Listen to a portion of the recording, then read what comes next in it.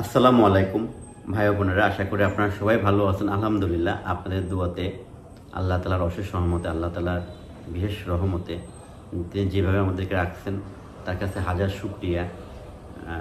আশা করি আপনারাও ভালো আছেন।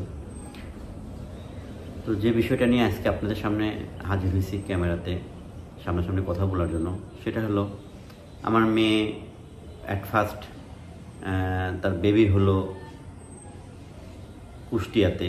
এটা নিয়ে আপনারা অনেকে অনেক ধরনের কথা বলছেন যে মেয়েদের বেবি হয় বাপের বাড়িতে। আসলে এগুলা কিন্তু আমাদের তৈরি করা, এই নিয়মগুলা আমাদের তৈরি করা বা আমরা বলে থাকি।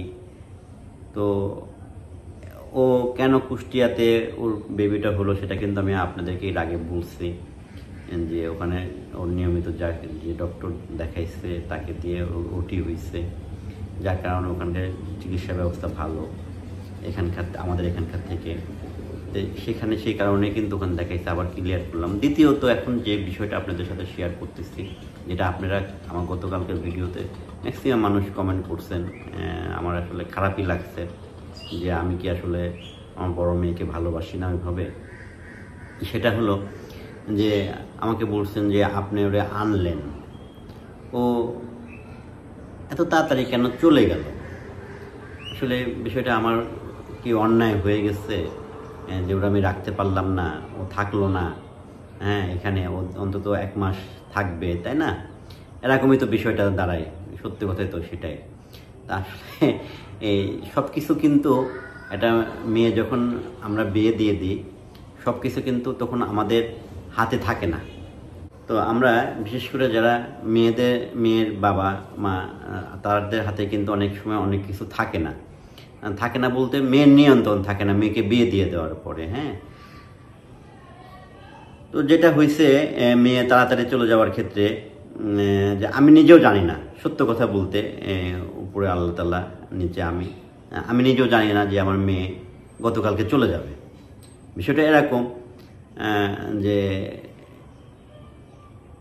কালকের আগের দিন রাত্রে আমি বাইরে গেছি সন্ধ্যার পরে।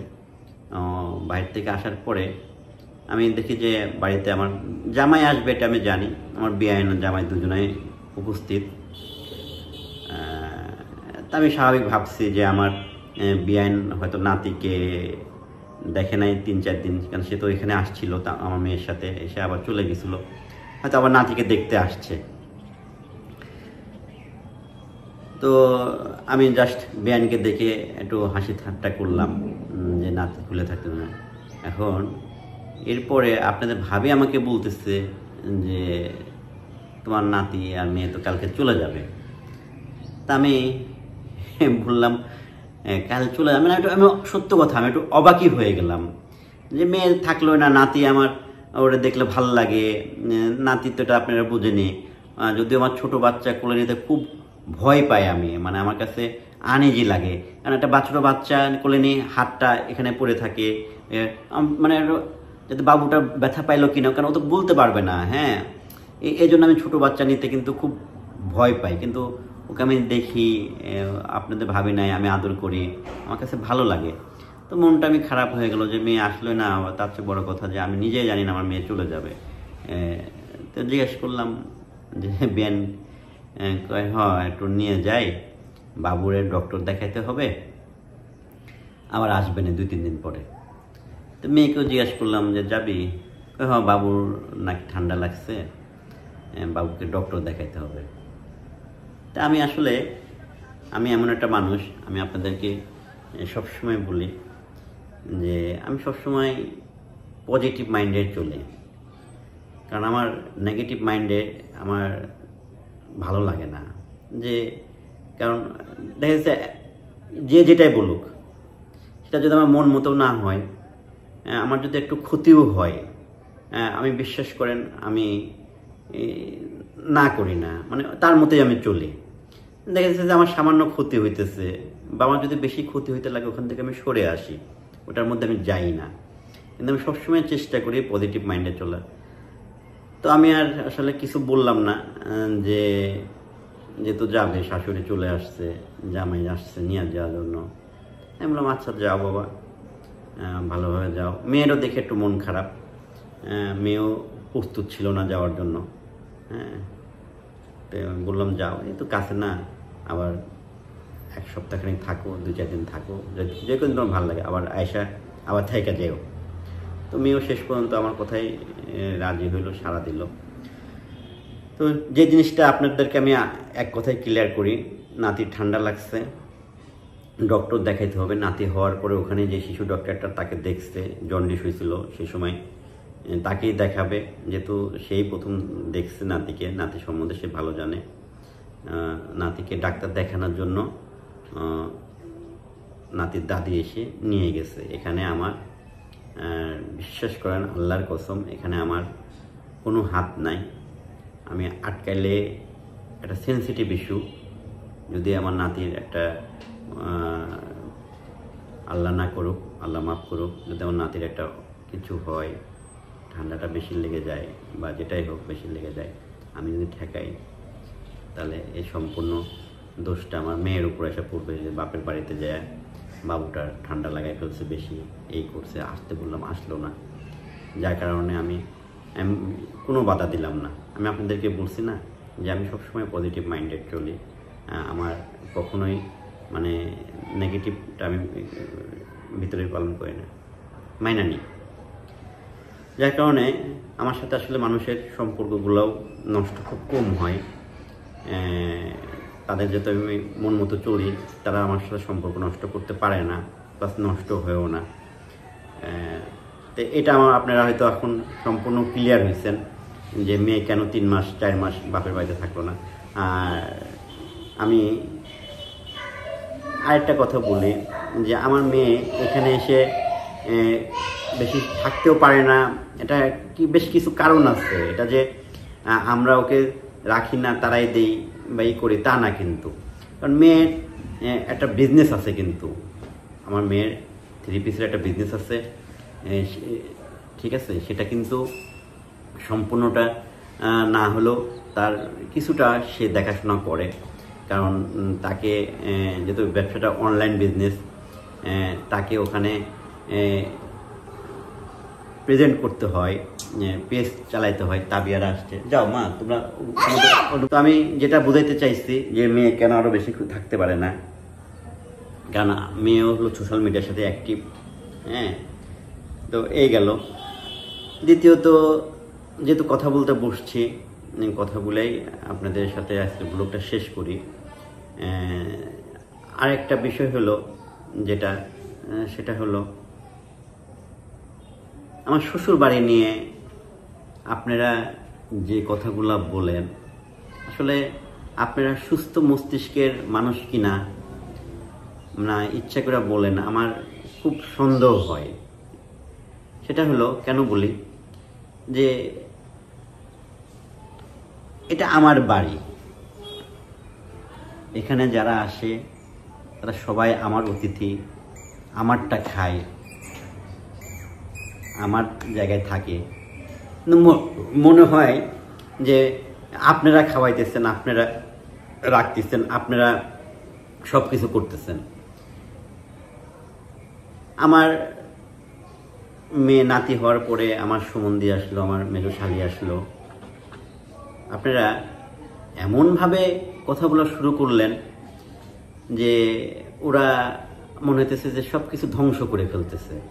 আরে ভাই, আজকে একটা জিনিস ভাবেন তো, সেটা হলো যদি আমার শ্বশুর বাড়িটা কাছে হইতো, কুষ্টিয়া যেমন মেয়ের শ্বশুর বাড়ি, বা আমার শ্বশুর বাড়িটা যদি পাবনায় হতো বা কুষ্টিয়ায় হইতো, তাহলে তো প্রতি মাসেই কেউ না কেউ আসতো, তাই না? তাহলে তখন আপনারা কি বলতেন? আমার তো সমস্যা হয় না, আমি তো দেখি যে সমস্যাটা আপনাদের। আমি যাইতাম আগে, আপনারা আমাকে অনেক কথাই বলতেন, তো এই জায়গায় আপনাদের সমস্যাটা কোথায়? মানে আমি এই জিনিসটাই বুঝতে পারি না। আমি গেলে তারা আমাকে আদর যত্ন করে, সেটা তাদের ব্যাপার, কিন্তু আপনারা এমনভাবে কথা বলেন, মানে আপনারা এমনভাবে বলতেছেন যে যেটা দেখলে আমার শ্বশুরবাড়ির মানুষের মনটা খারাপ হয়ে যায়, তারা তখন আর এখানে থাকতে চায় না বা আসতে চায় না। যে কেউ কি ভাই খাইতে আসে বলেন? একটা জায়গায় একটা মানুষ বেড়াইতে আসে, দেখতে আসে, একটা পরিবেশ দেখতে আসে, একটা জায়গা দেখতে আসে, তাদেরকে দেখতে আসে। হ্যাঁ, খাওয়া দাওয়া একটা ব্যাপার থাকে। তো আমি কি প্রতিদিন তাদেরকে মাংস পোলাও খাওয়াইতেছি বলেন? না, একটা মানুষ প্রতিদিন মাংস পোলাও খাইতে পারে। কিন্তু আপনারা বলতেছেন যে আয়শা আজকে আমাকে এভাবে বলেন যে আজ তোর মা নাই দেখা তো শ্বশুর বাড়ির মানুষ আয়শার সব কিছু এখানে কিন্তু মানে আমাকেও বলতেছেন, আমার মাকেও বলতেছেন। কেন, মা থাকতে কি তারা আসতো না? মা থাকতে কি তারা থাকে নাই? তারা আসে কি? তারা আসেই বছরে একবার, কারণ তারা অত দূর থেকে তারা জার্নি করতে পারে না ঠিকভাবে, কারণ অনেকেই জার্নি করতে গেলে বমি করে। দ্বিতীয়ত হলো দূর, হ্যাঁ, এই জন্য তারা আসতে চায় না। আসাটা তাদের জন্য একটু কষ্ট করে যায়। তারা হয়তো বছরে একবার আসে, আয়শা তার বোনটারে দেখা যায় এখানে বাইরে, আমি আসতে বলি, তার বোন আসতে বলে। হ্যাঁ, তো আপনাদের এই কথাবার্তাগুলোতে তারা ভুল বুঝে, তারা মনে কষ্ট পায়। যেমন এমনভাবে বললেন যে একটা গ্রুপ গেছে আর একটা গ্রুপ আসছে। তো এটা কেন আসছে? একটা নতুন বাবু আসছে পরিবারে, এটা দেখতে আসবেন, এটা তো আনন্দ। তো এই জন্য তারা আসে ঠিকই হাসি মুখে, যাওয়ার সময় তারা মনে কষ্ট নিয়ে চলে যায়, কারণ তাদের মনটা ভালো থাকে না। তো আপনাদের কাছে দোহাই আল্লাহর, যে যেটাই লেখেন, কমেন্ট করেন, সেই কমেন্টটা কিভাবে করতেছেন, কতটুকু কার গায়ে আঘাত লাগতেছে। যদিও আমি অ্যাভয়েড করি, আমার বাজে কমেন্ট আমাকে কাবু করতে পারে না। আপনারা যে উদ্দেশ্যে করেন সেই উদ্দেশ্য আপনাদের সফল হয় না, কিন্তু আপনাদেরকে কিছু কিছু জিনিস বোঝানোর দরকার, আমার বুঝাইতে হয়, বা আপনাদেরকে কিছু জিনিস আমার মানা করতে হয়। এই দুনিয়াটাই আমাদের জন্য শেষ দুনিয়া না, এটাই আমাদের জন্য মানে সব কিছু না। এই দুনিয়াটা আমাদেরকে, যারা আমরা মুসলিম ধর্মের আছে, যে ধর্মেরই আছে, পরকাল বলতে একটা কথা আছে, অনন্তকাল পরকাল। হ্যাঁ, সেখানে সবাইকে জবাবদিহি করতে হবে। তো আমরা তো ছোটোখাটো পাপ সবসময় করে থাকি। আমি জানি না, এটা আমার কথা বলি, জানাই অজানাই, মনের অজান্তে অনেক দুঃখ কষ্ট মানুষকে দিয়ে থাকে, অনেক পাপ করে থাকি। তো আল্লাহ তাআলার কাছে সবসময় ক্ষমা চাই, মাউদ গো আমার দ্বারা আর যাই হোক মানুষের জন্য কখনো কোনো কষ্ট না লাগে, বিশেষ করে আমার দ্বারা আমি যেন কাউকে কখনোই কোনো কষ্ট না দিই, কারণ মানুষের কষ্ট দেওয়াটা খুবই খারাপ জিনিস। সে মাপ না করা পর্যন্ত নাকি আল্লাহ তাআলা মাপ করতে পারেন না বা মাপ করেন না। জানি না আমার কথাটা কতটুকু সত্য, বা আমার যে কথাগুলো বলতেছি ইসলামিক যে কথাগুলো, আমি অত ইসলামের জ্ঞান আমার নাই, এটা আপনারা আরও ভালো জানেন, ভালো বুঝেন। তো আপনাদেরকে কাছে আমার অনুরোধ যে আমার শ্বশুরবাড়ির মানুষ আসলে, বিশেষ করে আমার শ্বশুর শাশুড়ি শালা সম্বন্ধীরা আসলে, আপনারা এমন কোনো কথা বা এমন কোনো কমেন্ট করবেন না যে, মানে এগুলো আমি দেখি না, কিন্তু এগুলা তারা দেখে, তাদের দেখে তাদের কষ্ট পায়। প্লিজ তাদেরকে এইভাবে দেখবেন না। তো সব কিছু মিলায়া আমি আপনাদের সাথে যে কথাগুলো শেয়ার করতে চাইছি, অবশ্যই আপনারা বুঝতে পারছেন যে কী ঘটনা ঘটছে, কীভাবে হয়েছে, এখানে আমার দোষ কতটুকু, বা আমার কী করার ক্ষমতা ছিল না ছিল। তো আল্লাহ তাআলার অশেষ রহমতে আমরা ভালো আছি। আমিও দোয়া করি আল্লাহ তাআলা আপনাদেরকে ভালো রাখুক, আমার নাতিকেও আল্লাহ তাআলা ভালো রাখুক। আমার নাতির জন্য দোয়া করবেন। বাচ্চাটা একদম নিউবর্ন বেবি, 1 মাসও হয় নাই এখনও, তার জন্য অনেক দোয়া করবেন। তো আজকের মতো এখানে বিদায় নিই। আল্লাহ হাফেজ।